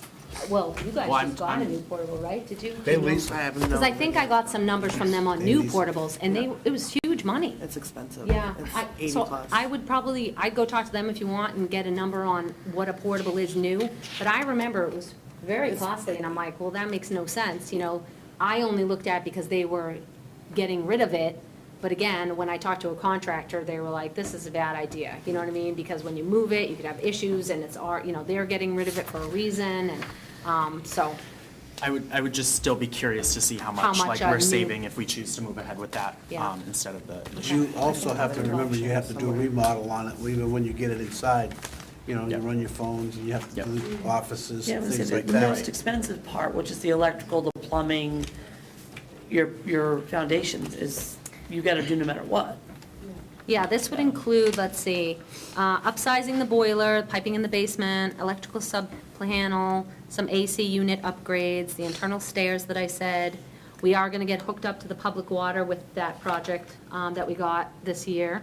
So that's not part of the 275? No, that's separate. So we had a already special done. article for Yeah. 250 this year, and we went and got a grant, and so we have enough money. We've encumbered, I think we're accepting the grant the next meeting, and that'll be in next year construction to bring public water to the facility, because our water is non-potable. We already have a signed contract, and that'll Yep. be encumbered funds.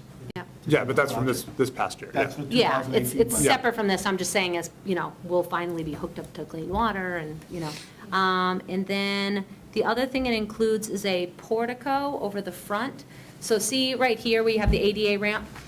The doors, we had to replace the doors, the sill was completely rotted out and the doors wouldn't close, you know, obviously, so for security reasons, we replaced those. But the plan, I guess the original building had a plan for a portico and it was never built. So we were planning on extending that roof line out to make a portico to help cover and protect the front of the building, the doors, and the handicap ramp. Megan, how many people work down there? About, you said you've been working there how long? I've been here 14 years, I was down there for 13 years. There Were are you three. by yourself down there, or? No, Mike Urigo's been down there longer than me. And then the other people came after me since I've been here. But, so there's 3 full-time people down there, and we had up to 4 seasonal interns down there as well. So there were 7 people down there this summer. How much did the interns get paid an hour to be down there? $12 an hour. And they're For how not many years really ago? down there, they're out in the field 24/7, the whole time, but yeah. Frankly, I'm just confused as to how this has been going on for this long. Well, that's why I planted the seed last year for this, and I'm here again this year saying I still want it, so. Like I said, all I No, can say is I'm actually angry about this, like, Well, this all hasn't I can happened say is- yet this season, right? It was proposed in I've only had one CIP. angry thing, so It's been I'm proposed actually and very somehow it angry got that moved, you've been so. working down there. Yeah. Well, I am confused, okay, what I'm confused about is we talk about money here all the time, and I mean, I know we spent a lot of time talking about recycling, and I care about that very deeply, but I would be sued if I had anyone in that environment at all. If I had an apartment that was like that, I would be shut down. No one is allowed to be in that, and no one is allowed to be in that work environment. Our town is liable for that, right? Yes. That work environment. So my question is, why am I still talking about a $275,000 expansion now? And I know it sounds like I'm facing towards you, but why on earth are we still talking about this when we're talking about spending money on all this other stuff? Again, I've only been the director for a year and a half, and I planted the seed last year, and I'm here asking for it this year. So beyond that, I can't really tell you why it hasn't been done, except that it clearly didn't make it through one of the processes back in 14 and 16. I don't know where it I fell. mean, could we send those people to work at home? Peter, I don't think until recently, the last couple of years, that it's been expressed as much as Megan has brought it forward. And it could be because Megan worked in there for 12 years. So she knew it. She knows what was going on and what, so she's. Is there anyone else we need to promote in this town so we can figure out there's other less than Probably. appropriate work standards you think we're living in? I don't know. I think you could make it, every single department, there's something that could be changed. Every single department. What did Telling CIP you, say I would be in about, court. There's no way. what did CIP say about it last year? What do you mean last year? So last year, I just planted the seed for it. For the following year, it wasn't in, Was it in because I needed CIP? more money on cost estimates. Was Yes, it? it was. And what did they say? It went through, but it wasn't for an 18 CIP, it was for 19. So last year, I proposed all my 18 projects, and the only 19 project I gave this whole same thing on was this one, because I didn't want people to say that I was showing up this year asking for it for the first time. I didn't want to hear that, so I planted the seed last year to you guys and to at all levels, I talked about it, and now I'm here again this year. And over last year, I got more information on the costs and all the little things that are needed, and my costs went from, I think, 200 to 275. So I the mean- planning of CIP is for projects down the road 5 years from now.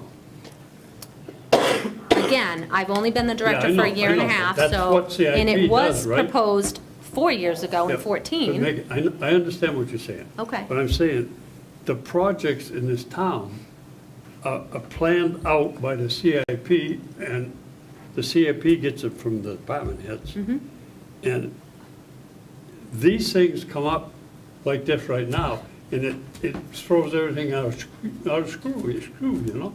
It's like, maybe the priority is not to buy one of the big pieces of equipment this year, take that money and put it to this, and find the rest somewhere else to do it. That's important. Richard, she followed the CIP.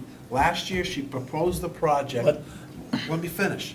Last year, she proposed the project, and she proposed it for 2019, not for 2018. Now we're working on the 2019 budget. And That- the year before I that. understand that. Let me finish. I understand that. Let me finish. The year before that, it was the water line. Why do we need a water line? Because we don't have potable water over there. We had water you couldn't drink down there. So we proposed that at 270. And 250, years ago- but it ended up being a $400,000 project. 20 years ago, it was said you need to bring that water line up Okay. there and put a sprinkler system in to protect the property down there. It never happened.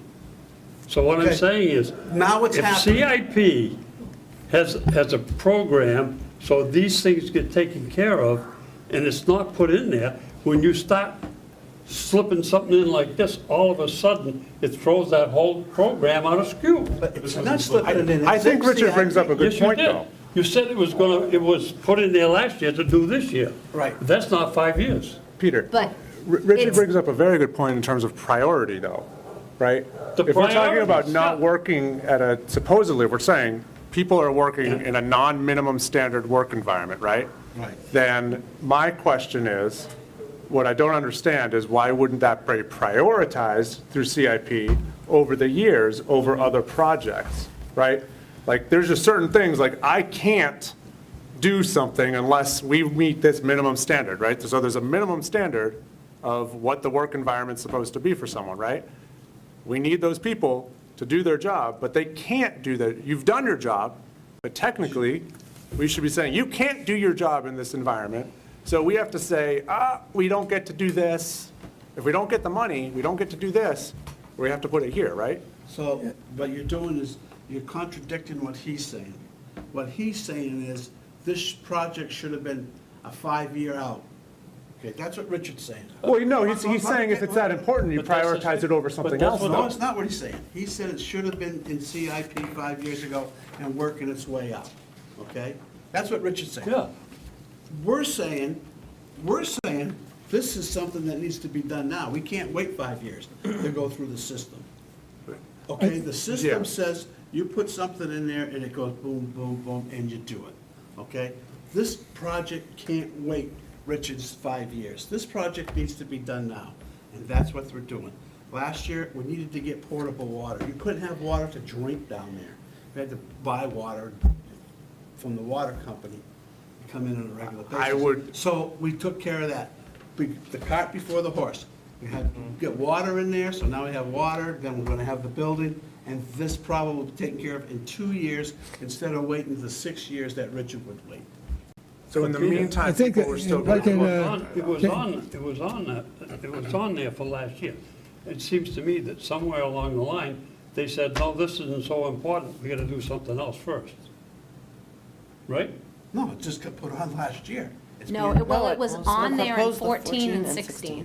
Okay, they got pushed out, so the, Yeah, that's what's happening, you know? well, I and mean, it's that's Something else is CIP. taking place of what should be done. I think we're trying to go back and figure out Yeah, how we got to where we revisionist are, history, but, let's move on. but the real issue here is, here's where we are, folks. We have decisions to make. We've got the presentation of here are the problems, here's the solution.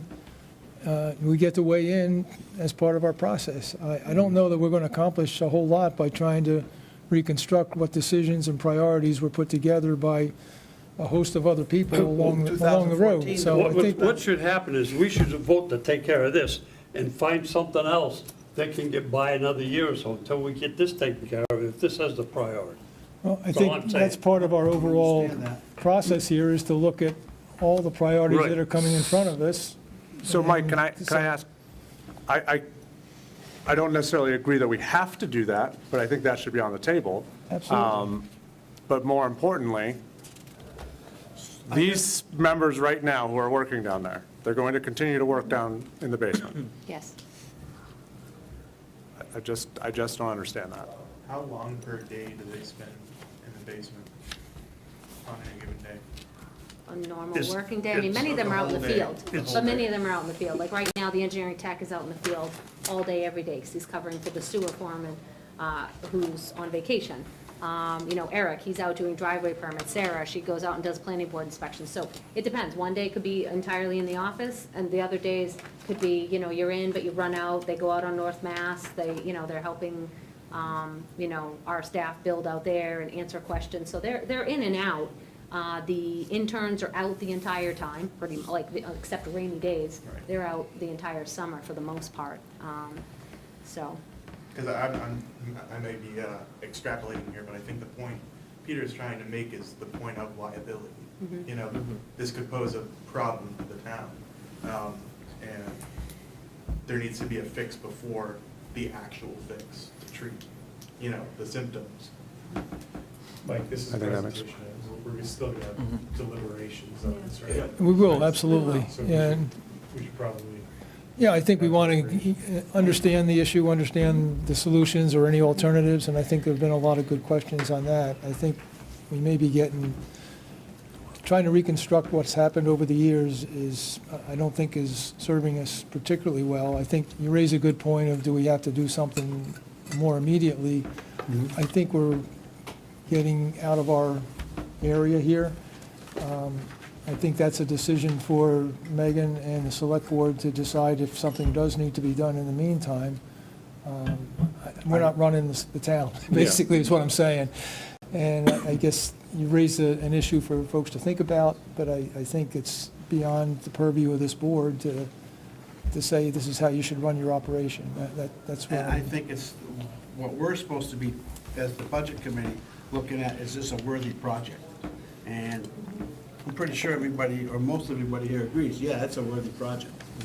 And where does- That's what we're concentrating on. Yeah, and that's what we'll all be talking about. Yeah. How does this fit with every other priority that's coming before? How does it fit with the rest of Megan's priorities? How does it fit with everybody else's priorities? Exactly. That's what- And how does that fit with what, you know, And the how town does can it- afford? And how does it affect the tax rate? Right, exactly. And that'll be part of our whole deliberations as we get there. I mean, this is one project among many that are gonna decide what the tax rate is, so. Am I okay, Peter? Are you Oh, okay where we are, or you?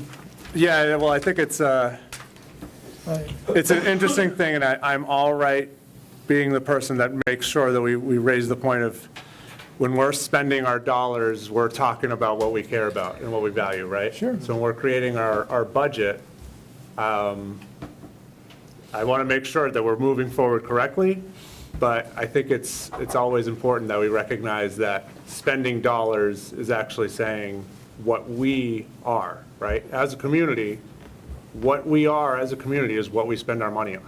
And budgeting, in So I think my that's head an all is- right thing to my kind head- of question. No doubt about it. Budgeting is a balancing act as well, so Yeah. you got to balance a lot of conflicting priorities and constraints. Absolutely. And that's what we're here to help try and do. So if we're okay moving. I'm sorry, I No, just go have ahead. one more question about your road paving priorities. I noticed, like, just because I live in Pinardville, there's a lot of the side streets are falling into disrepair. Like, like, how far down the list are the roads in Pinardville, like the neighborhoods in Pinardville? What are they So we've looking at? done some, we just did the entire Glenwood and Maplewood Yes, neighborhood. yep. So that was completely rebuilt, I think 2 years ago and last year. So we got that whole neighborhood done. So we have done different roads. We just paved St. A's Drive this year. College We Road. did College I did Road, see completely College. rebuilt Rebuilt College, College Road. sidewalks. I mean, we do try and spread the road plan money around, because I do understand that these parts want some work, the village wants some work, the mountain and Pinardville. So we do try and make sure we get around.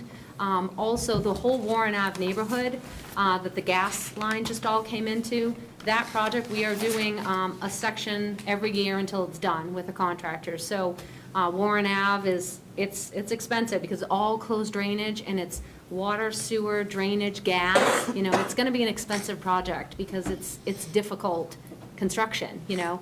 But that is in the road plan every year until it's done. We do about at least 2 roads a year to try and get through that neighborhood. So that is in there. I think Pershing Ridge and Lorraine is in my 5-year plan. Trying to think what else in Pinardville.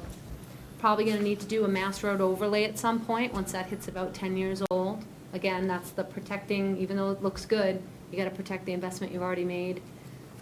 There's some other ones over there that need some Band-Aid shims because they're too far down on the list. You know, Crockett Drive, I think off St. A's, you know, some like that. So unfortunately, there are many failed roads. Probably, if you think of a road from major intersection to major intersection, we have at least 100 sections of completely failed roads that are a PCI of 20 and 30, or 20 and under, maybe something like that. There's over 100 sections in the failed category. So it's a problem. And again, I will be here every year asking for another increase in the road plan until we reestablish the proper funding, because we're never, you know. I just had a guy come in from the Warren Ave neighborhood, and we had a very lengthy discussion.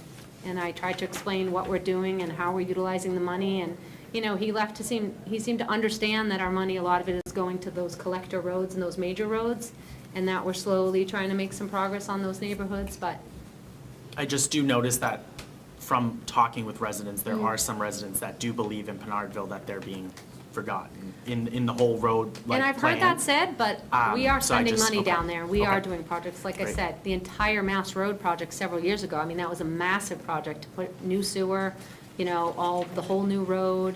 Like I said, we did the Rosemont.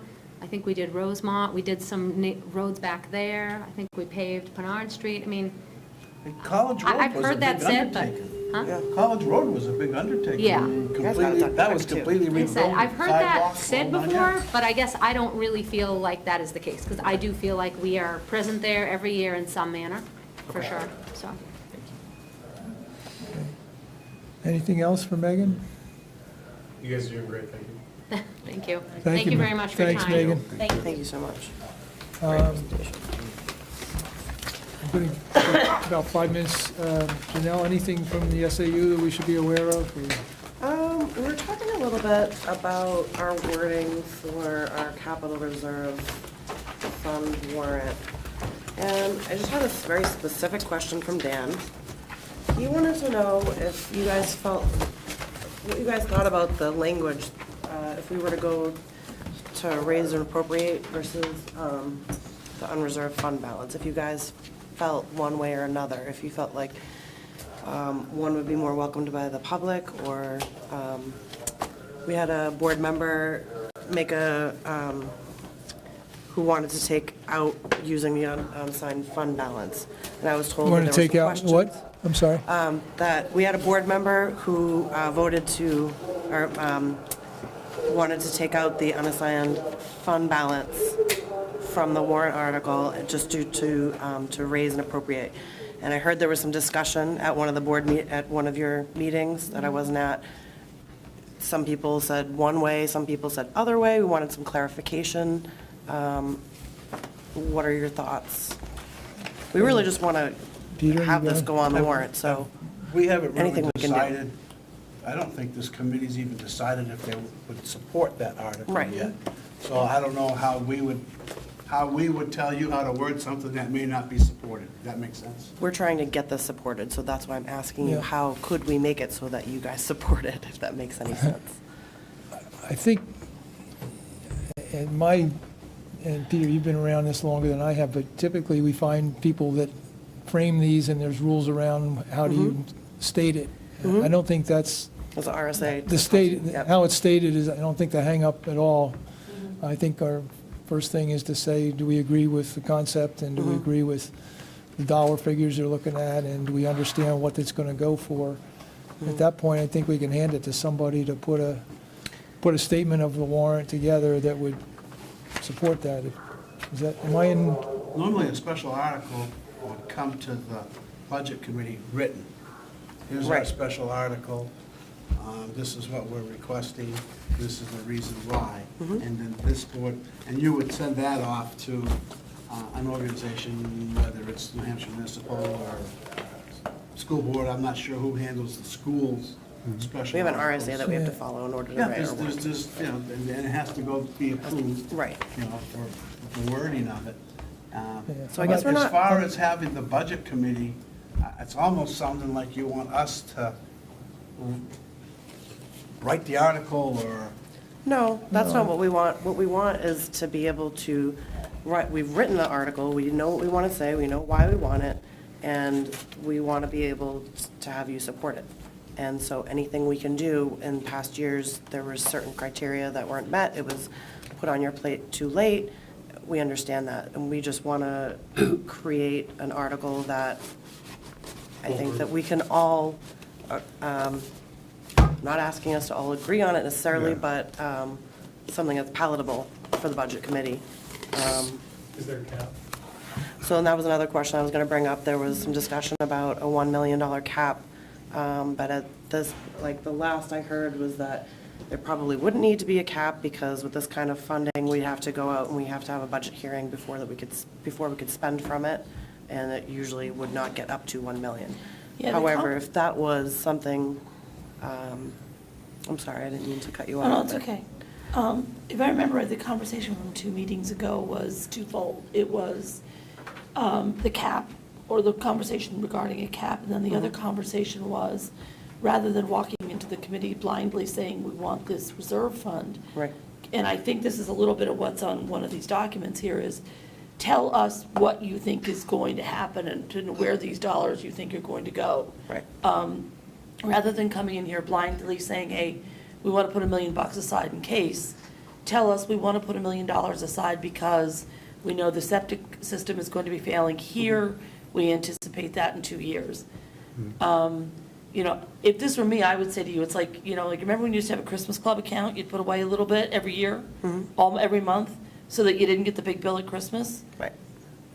This is like the school fund for Christmas accounts. It's put a little bit away because you know the infrastructure's failing, and you know you're gonna have to do it, and you don't wanna have the big blips every year at the capital expenses. You And on wanna top- level out the CIP part of it.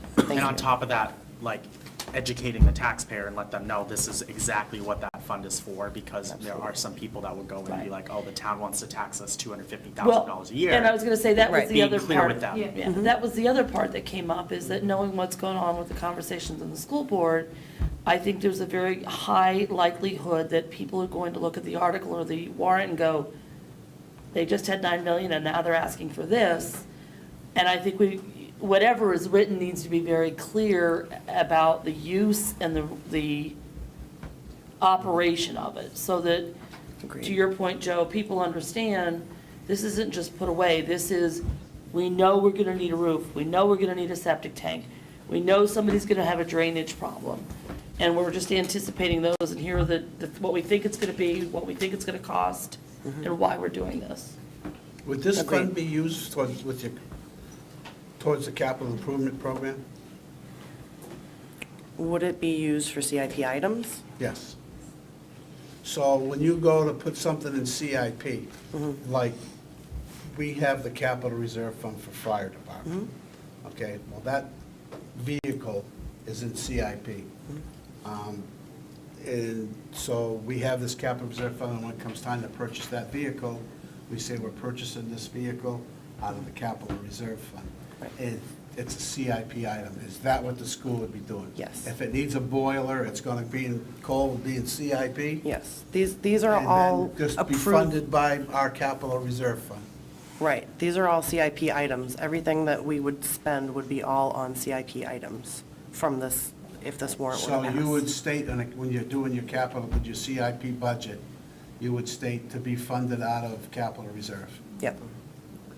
You're really just leveling the playing field by year is what you're doing, so you don't have the spikes, really, is what it sounds like. Because a lot of these CIP items are much too high to even reach by taxation. To put these on our budgets would fail, I think. Well, no, they've been in CIP before. Yeah. We put a roof on, and done doors and windows and things like that in CIP. you know, Well, either way, in they'd the be budget. voted on, though. So I don't, I think It what we doesn't wanted. matter. No, I'm saying if I'm- they have the fund, say Exactly. they have the fund, it's still gonna be a CIP item, is what you're Right. saying. Yeah, but my question is, we're not gonna have, I'll call you in a few minutes. we're not gonna have CIP I'll call you in a fund, few CIP minutes. items, and then other CIP items, you know what I'm saying? Like ones for specifically this fund. Yeah. Right, that's not, no. Okay. That is not.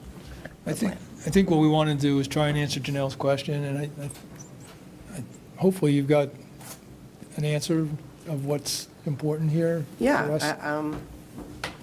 I didn't get quite an answer to Dan's question, but I'm gonna go back and just give him what you said, so.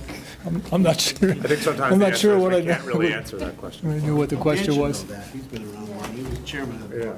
board. Is there anything else, Janelle, or? No, I do not have anything else from us for right now. Let me see. Okay, thank you. Notes real quick. Peter, anything? Nothing budget-wise, I think everything's pretty much,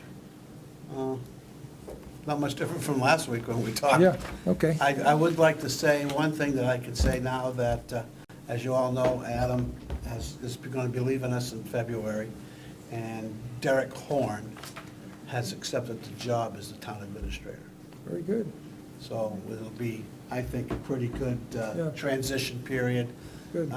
Bringing somebody that's already on top of it, especially for us at the budget committee, where he's already involved with the budgets and knows the dollars and stuff, so. Yeah. I think it'll be a easy transition for the town. I agree. And we're going to miss Adam certainly and all that. So we thank you for sticking around for this session, for this whole round to get us through the budget. So thank you for that as well. Okay, any other business, or can I entertain a motion to adjourn? Motion to adjourn? Second. Let's go.